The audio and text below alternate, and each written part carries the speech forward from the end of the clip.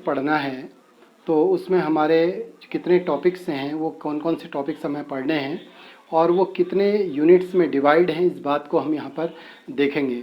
और जो board exam होता है हमारा, यूए बोर्ड जो होता है, उसमें हर यूनिट से कितने मार्क्स के क्वेश्चन आते हैं, बड़े क्वेश्चन कितने मार्क्स के आते हैं, छोटे क्वेश्चन कितने मार्क्स के आते हैं, ये सारी बातें आज हम जानेंगे। और हम ये भी जानेंगे कि जो हमको मैथमेटिक्स पढ़ना है आगे और जो हमारा पूरा सिलेबस है वो 13 चैप्टर में डिवाइड है और उसमें 2 बुक्स होती हैं हमारी, एक फर्स्ट बुक होती है, एक सेकंड बुक होती है। फर्स्ट बुक में हमारे 6 यूनिट होती हैं, 6 चैप्टर होते हैं और सेकंड जो बुक होती है उसमें हमारे जो है 7 चैप्टर होते हैं। तो इसलिए ये जो 13 चैप्टर हो जाते हैं ये टोटल जो है 6 यूनिट में डिवाइड होते हैं। तो 6 यूनिट में डिवाइड होते हैं तो किस यूनिट में कितने चैप्टर होते हैं, क्योंकि जो एग्ज़ाम में जो मार्क्स पूछे जाते हैं, क्वेश्चन पूछे जाते हैं, वो जितने भी मार्क्स के होते हैं वो यूनिट के अनुसार होते हैं। वो ऐसा नहीं है कि वो जो है चैप्टर के हिसाब से होंगे कि इस चैप्टर में से इतना आएगा, क्योंकि कई बार ऐसा होगा कि किसी यूनिट में ज़्यादा चैप्टर होंगे तो हो सकता है कि कोई चैप्टर छोड़ दे, वो किसी में से कम मार्क्स का दे, किसी में से ज़्यादा मार्क्स का दे। तो हमको ये बात जानना बहुत ज़रूरी हो जाता है कि हमारा सिलेबस जो है वो कौन कौन से चैप्टर हैं और उनमें कितने कौन कौन से यूनिट हैं और किस यूनिट में कितने चैप्टर हैं और किस चैप्टर में कौन कौन से टॉपिक हैं जो हमको पढ़ने होंगे, उन टॉपिक्स को हमको जानना होगा। इससे होता बहुत ज़्यादा ऐसा तो कुछ नहीं है, लेकिन इतना ज़रूर है इससे कि जो हमारा सिलेबस होता है वो अगर हमको पहले से ही मालूम होता है, हमारा चैप्टर के बारे में हमें मालूम होता है, यूनिट्स के बारे में पता होता है और कितने मार्क्स के क्वेश्चन किस यूनिट से पूछे जाने हैं, ये अगर पहले से मालूम होता है तो हमको थोड़ा सा ये चीज़ें इजी लगने लग जाती हैं। एक कॉन्फिडेंस जैसा बन जाता है कि हम पढ़ पाएंगे और इसके बाद हमको इतना और पढ़ना है या इतना हमने पढ़ लिया है, इतने मार्क्स का हमने तैयार कर लिया। तो ये बातें अगर पहले से मालूम हो तो मेरे ख्याल से शायद कुछ बेहतर होता है, जहाँ तक मेरा अपना एक्सपीरियंस है। तो आज हम आपको वही बताने जा रहे हैं। तो हमारा ये जो यूए बोर्ड है मैं उसकी बात कर रहा हूँ अभी। उसमें सीबीएसई बोर्ड में क्या होता है कि कुछ मार्क्स कम हो जाते हैं तो किसी यूनिट से, तो इसलिए मैं यूए बोर्ड के हिसाब से बात करना चाह रहा हूँ आपसे। तो सबसे पहला जो हमारा टॉपिक है वो है जो यूनिट है वो यूनिट फर्स्ट जो होता है उसमें 2 चैप्टर होते हैं हमारे। एक तो होता है रिलेशन एंड फंक्शन से होता है और दूसरा होता है इन्वर्स ट्रिग्नोमेट्रिक फंक्शन होता है। तो ये दोनों फलन वाले जो चैप्टर होते हैं इन दोनों को मिला के हमारा जो फर्स्ट यूनिट तैयार होता है। सेकेंड यूनिट जो और जो फर्स्ट यूनिट है इसमें 10 मार्क्स के क्वेश्चन पूछे जाते हैं, 10 मार्क्स टोटल। अब उसमें ये हो सकता है कि यहाँ से 5 मार्क्स का हो जाए, यहाँ से 5 मार्क्स का हो जाए, है ना। और कभी जो है जैसे सीबीएसई बोर्ड में कभी क्या होता है कि यहाँ से 4 मार्क्स का तो यहाँ से ज़्यादा या यहाँ से कम तो यहाँ से, ऐसा हो सकता है। लेकिन यहाँ फिलहाल जो है यहाँ पर 10 मार्क्स जो है फर्स्ट यूनिट से रिलेशन एंड फंक्शन और इन्वर्स ट्रिग्नोमेट्रिक फंक्शन से पूछा जाता है। दूसरा होता है हमारा बहुत इजी टॉपिक होता है, दूसरा होता है एलजेब्रा। एलजेब्रा में क्या होता है कि दो चैप्टर होते हैं इसमें भी एलजेब्रा में, तो वो सेकेंड यूनिट होती है हमारी। तो एलजेब्रा में दो चैप्टर हैं, वो कौन से हैं, एक तो मैट्रिसेस है और जिसको मैट्रिक्स भी कहते हैं आप लोग, है ना। तो और उसके बाद जो है दूसरा होता है डिटर्मिनेंट्स का चैप्टर होता है, डिटर्मिनेंट्स, है ना। ये दोनों रिलेटेड होते हैं, जैसे ये दोनों रिलेटेड है एक दूसरे से, है ना, तो वैसे ही ये दोनों भी रिलेटेड होते हैं। तो मैट्रिसेस और डिटर्मिनेंट्स, यहाँ से हमको 13 मार्क्स का क्वेश्चन पूछा जाता है। उसके बाद नंबर 3 जो यूनिट जो होती है कैलकुलस होती है। कैलकुलस एक बहुत ही बड़ा पार्ट होता है, बहुत बड़ा टॉपिक होता है, बच्चे यूनिट होती है। इसमें 5 चैप्टर होते हैं, 5 चैप्टर हैं देखिए इसमें, और 5 चैप्टर मार्क्स भी देखिए 44 मार्क्स। हमारा आधा मैथमेटिक्स यही होता है। मैथमेटिक्स में अगर कमांड रखनी है आपको, मैथमेटिक्स से बेहतर बनाना है अगर आपको, तो कैलकुलस, मैं ये कहूँगा कि कैलकुलस में आपकी कमांड होना बहुत ही ज़रूरी है। तो कैलकुलस में क्या क्या पढ़ेंगे हम, 5 चैप्टर कौन कौन से होते हैं। कंटिन्यूटी एंड डिफरेंशियबिलिटी, पहला चैप्टर तो ये होता है हमारा, जिसमें लिमिट एंड कंटिन्यूटी पढ़ते हैं, डिफरेंशियबिलिटी चेक करते हैं फंक्शन की, इसमें बहुत सारे डेरिवेटिव्स वगैरह पढ़ते हैं। और अभी बताता हूँ इन सारी बातों को, क्या क्या चीज़ें इसमें पढ़ेंगे। उसके बाद आता है हमारा एप्लीकेशन ऑफ डेरिवेटिव्स। वो जो हमने डेरिवेटिव्स इस टॉपिक में पढ़े हैं उसमें जितने भी डेरिवेटिव्स पढ़े हैं उनके एप्लीकेशन हैं, अब उनके अनुप्रयोग हैं, है ना। तो उनको कैसे हम जो है उनके उपयोग कर सकते हैं करके, कहाँ कहाँ पर उनका उपयोग कर सकते हैं ये, यानी कि ये समझ लीजिए कि यहाँ डिफ्रेंसिएशन यहाँ शुरू हो जाएगा और उसके बाद ये डिफ्रेंसिएशन जो है वो लास्ट में डिफरेंशियल इक्वेशन में जाके ख़त्म होता है। तो इसलिए डिफ्रेंसिएशन की नॉलेज बहुत अनिवार्य है। प्रीवियस क्लास में आपने जो पढ़ा था वो बेसिक जानकारियाँ पढ़ी थी, लेकिन यहाँ ब्रॉड स्तर पर हम पढ़ेंगे इस चीज़ को। थर्ड यूनिट जो आता है हमारा वो आता है इंटीग्रल्स, तो इंटीग्रेशन वगैरह, इंटीग्रेशन कहते हैं इसको। तो इसमें भी दो चीज़ें पढ़ेंगे हम, एक तो डेफिनेट इंटीग्रल पढ़ेंगे, एक इसमें जो है इनडेफिनिट, और एक दूसरा डेफिनेट इंटीग्रल पढ़ेंगे इसमें। तो ये बहुत ही लंबा टॉपिक है ना। 11 एक्सरसाइज होती हैं इसमें, बहुत लंबा टॉपिक होता है। चैप्टर पूरा यूनिट ही बहुत लंबी है, लेकिन उसमें फिर इंटीग्रल तो सबसे ज़्यादा लंबा। फोर्थ में जो आता है एप्लीकेशन ऑफ इंटीग्रल, यही जो इंटीग्रल हमने यहाँ पर पढ़े थे उन इंटीग्रल का हम क्या क्या उपयोग कर सकते हैं, उनके अनुप्रयोग क्या क्या हो सकते हैं करके वो इसमें स्टडी करेंगे। ग्राफिकल होता है पूरा टॉपिक जो है, 6 मार्क्स का क्वेश्चन भी आता है यहाँ से, बहुत ही इंपॉर्टेंट होता है, बड़ा क्वेश्चन आता है यहाँ से। उसके बाद है 5 यूनिट आते हैं डिफरेंशियल इक्वेशन की, हमारी 5वां चैप्टर इसमें डिफरेंशियल इक्वेशन, डी शॉर्ट में इसको पढ़ते हैं। तो डिफरेंशियल इक्वेशन ये भी एक लंबा टॉपिक होता है हमारा, तो इसलिए जो है यहाँ से भी हमको 2 क्वेश्चन कई बार 4 मार्क्स के मिल जाते हैं, बहुत ही इंपॉर्टेंट होता है ये भी। तो 5 चैप्टर में डिवाइड होता है हमारा कैलकुलस, बहुत इंपॉर्टेंट है, मार्क्स की दृष्टि से भी इंपॉर्टेंट है, अपनी नॉलेज के लिए भी, मैथमेटिक्स में कमांड के लिए भी बहुत इंपॉर्टेंट है। आता है अगला 4th यूनिट, यूनिट नंबर 4। तो उसमें क्या आता है, वेक्टर अलजेब्रा और दूसरा 3 डायमेंशनल ज्योमेट्री। वेक्टर अलजेब्रा इसकी बेसिक जानकारी आपको 11th में फिजिक्स में पढ़ी थी आप लोगों ने, तो इसलिए बहुत ज़्यादा कठिन ये भी नहीं लगेगा आपको, लेकिन दोनों ही टॉपिक रिलेटेड हैं, दोनों रिलेटेड। वेक्टर अलजेब्रा की जब नॉलेज ठीक ठाक होगी तो तब आप 3 डायमेंशनल ज्योमेट्री को कर पाएंगे, और 3 डायमेंशनल ज्योमेट्री भी आपके बेसिक प्रीवियस क्लास में जो 11th में हमने पढ़ा था वहाँ पर इसकी बेसिक जानकारियाँ वहाँ पर समझते थे हम लोग, स्ट्रेट लाइन वगैरह पढ़ते थे, तो वो चीज़ें यहाँ पर आएंगी। लेकिन चूँकि ये 3 डायमेंशनल है तो वो 2 डायमेंशन में हम स्ट्रेट लाइन को पढ़ते थे, यहाँ 3 डायमेंशन होगा, वो वेक्टर से ही शुरू हो जाएगा उसके। और यहाँ से हमारा 17 मार्क्स का क्वेश्चन आता है, 17 मार्क्स इन 2 चैप्टर से। तो उसके बाद जो है 5वीं यूनिट आती है हमारी, 5वीं यूनिट में लीनियर प्रोग्रामिंग आता है।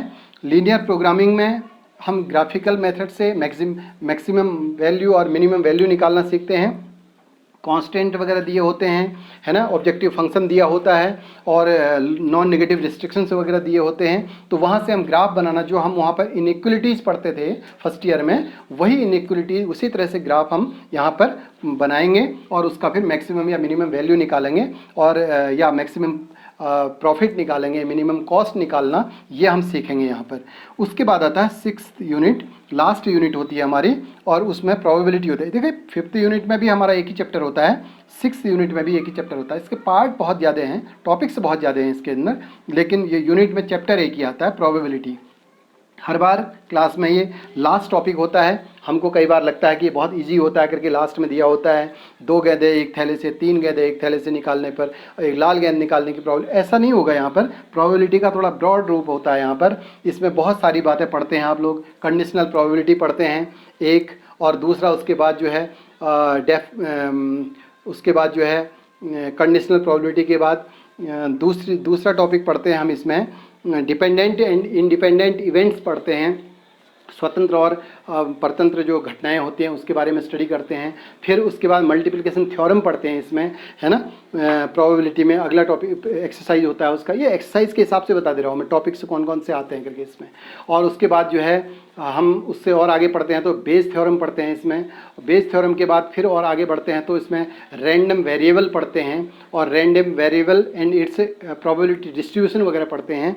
और उसी के बाद उससे आगे फिर निकलते हैं तो वहाँ पर हम बर्नौली ट्रायल्स वगैरह पढ़ते हैं। इतने पार्ट उसमें हम मेन निकालना और वेरिएंस निकालना, एसडी निकालना, ये भी सीखते हैं। तो बहुत ही लंबा टॉपिक होता है, बड़ा इंटरेस्टेड टॉपिक भी होता है।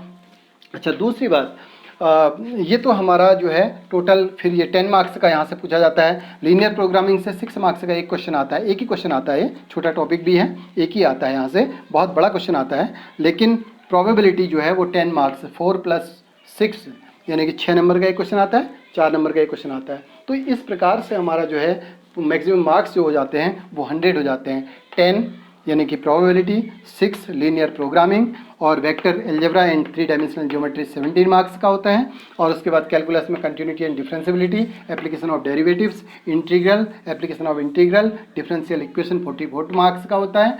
एल्जेब्रा में मैट्राइसेस, डिटर्मिनेंट से 13 मार्क्स का होता है। और उसके बाद relation and function, inverse trigonometrical function, ये जो है हमारा 10 मार्क्स का होता है।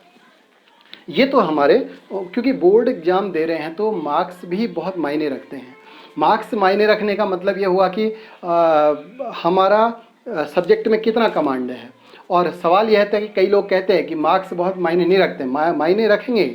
अगर आप 95 प्लस स्कोर करते हैं, 100 स्कोर करते हैं, 98 99 अगर स्कोर करते हैं, तो इसका मतलब है कि निश्चित रूप से आपको इंटरमीडिएट में कमांड होगा आपका मैथमेटिक्स में। ऐसे तो आ नहीं गए होंगे, 95 मार्क्स ऐसे नहीं आ जाते हैं। तो इसलिए जो है कमांड है, और अगर कमांड है तो निश्चित रूप से आप किसी भी कंपटीशन में बैठ सकते हैं, किसी भी कॉम्पिटिटिव एग्जाम को फाइट कर सकते हैं। और एक और बात मैं बता दूं, एनसीईआरटी का सिलेबस, एनसीईआरटी की बुक, हमारे पास जो 2 बुक हैं, 3-4 राइटर की बुक पढ़ने से कहीं बेहतर होगा कि एक एनसीईआरटी की बुक को 3 या 4 बार रिवाइज कर लीजिए आप। अगर उसके बेसिक्स, उसके फंडे अगर आपको क्लियर हैं तो आप किसी भी बुक से कहीं से भी क्वेश्चन, एक्सरसाइज वगैरह, कोई भी क्वेश्चन वगैरह, कोई भी प्रॉब्लम ले लीजिए, उसको आप सॉल्व कर सकते हैं या किसी भी एग्जाम में आप बैठ सकते हैं। तो ये तो हमारा जो है टोटल मैथमेटिक्स का जो सिलेबस होता है वो है।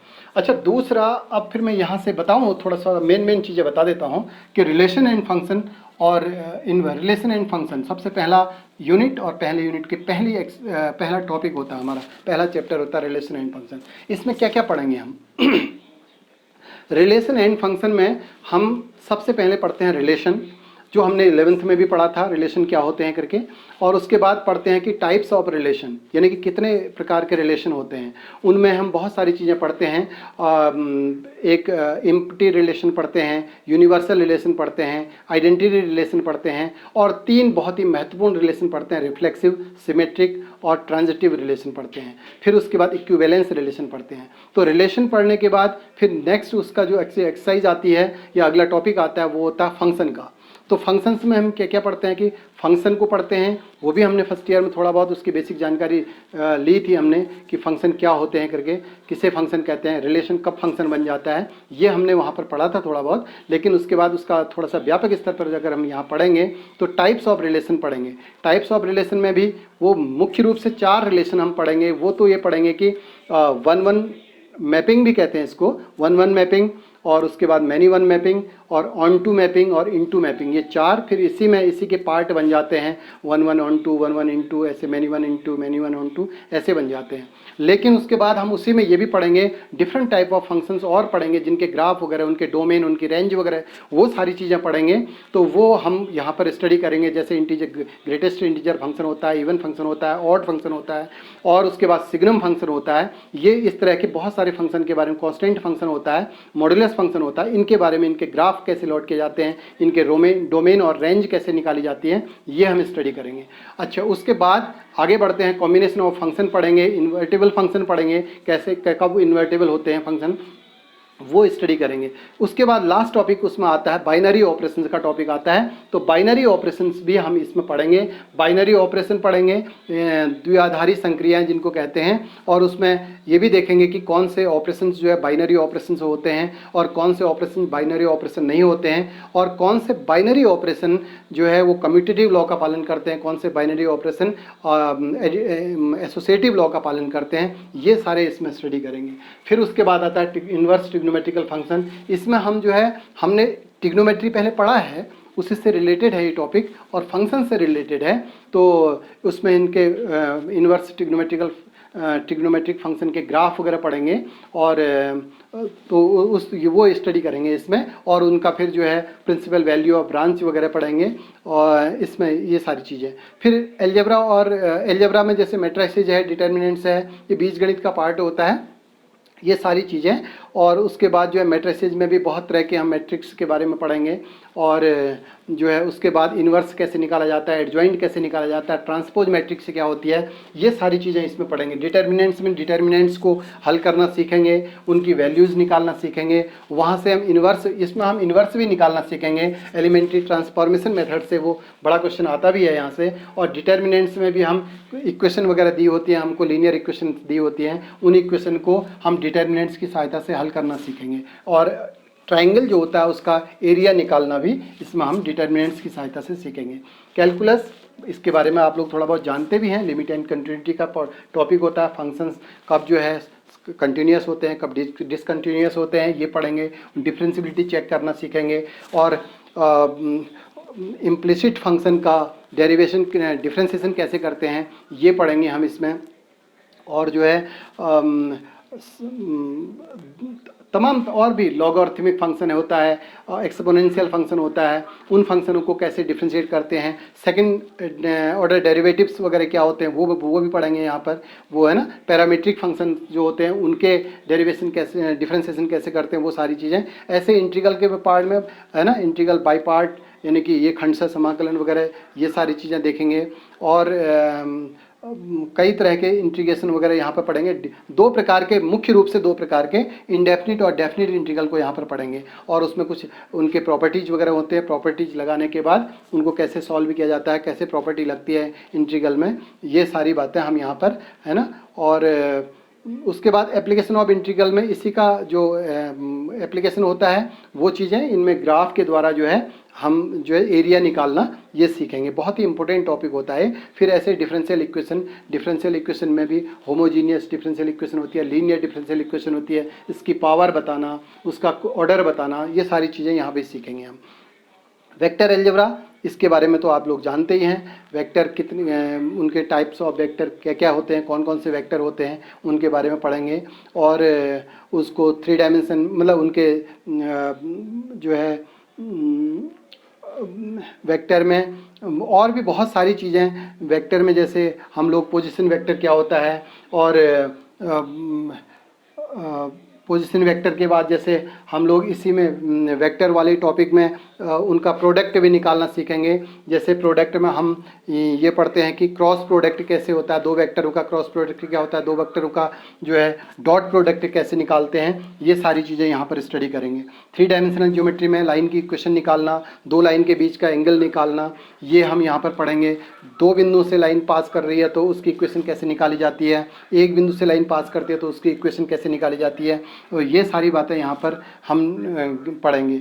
लीनियर प्रोग्रामिंग में कांस्टेंट दिए होते हैं, ऑब्जेक्टिव फंक्शन दिए होते हैं, नॉन नेगेटिव रिस्ट्रिक्शंस दिए होते हैं, उनके आधार पर हम एक ग्राफ बनाते हैं, लाइन को दर्शाते हैं, उसका सॉल्यूशन रीजन निकालते हैं, कौन सा उसका जो सॉल्यूशन रीजन होता है वो कैसा आता है, ये सॉल्यूशन रीजन को देखते हैं। और उसके बाद उसमें जो है हम बहुत सारे जो है जो कॉर्नर पॉइंट निकालने के बाद उसका सॉल्यूशन रीजन जो निकालते हैं, फिजिबल रीजन जो निकालते हैं, वो देखते हैं। वहाँ पर मैक्सिमम प्रॉफिट निकालना, मिनिमम कॉस्ट निकालना, ये स्टडी करेंगे। प्रोबेबिलिटी में जैसे कि हमने इससे पहले भी आपको बताया था, इसमें बहुत सारी बातें हम जैसे कंडीशनल प्रोबेबिलिटी है, और मैं मल्टीप्लिकेशन थ्योरम ऑफ प्रोबेबिलिटी है, और उसके बाद जो है डिपेंडेंट इंडिपेंडेंट इवेंट के बारे में है, और उसके बाद आगे हम पढ़ते हैं कि उसमें बेस थ्योरम क्या होती है उसके बारे में जानेंगे। और उसमें जो है एक प्रोबेबिलिटी डिस्ट्रीब्यूशन क्या होता है, रैंडम वेरिएबल क्या होता है ना।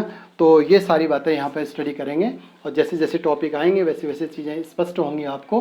तो नेक्स्ट वीडियो में हम मिलेंगे आपसे रिलेशन एंड फंक्शन पहले चैप्टर के साथ।